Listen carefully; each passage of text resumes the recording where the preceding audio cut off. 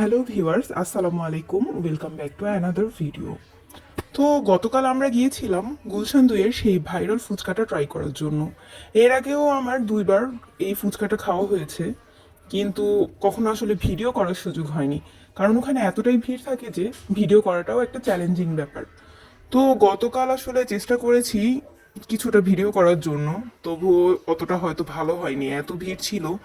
আর গতকাল আমার কাছে মনে হয়েছে যে অনেক বেশি ভিড় ছিল, কারণ এর আগে আমরা 25 থেকে 30 মিনিটের মধ্যেই আমাদের কাঙ্ক্ষিত ফুচকা পেয়েছি, কিন্তু গতকাল 1 ঘন্টা দাঁড়িয়ে থাকতে হয়েছে ফুচকার জন্য। আমি আসলে সাধারণত দই ফুচকা লাভার ছিলাম না, কিন্তু তাদের এই ফুচকাটা ট্রাই করার পর আমি আসলে দই ফুচকা লাভারই হয়ে গেছি।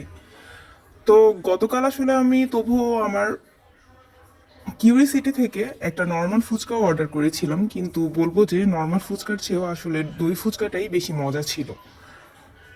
ধন্যবাদ।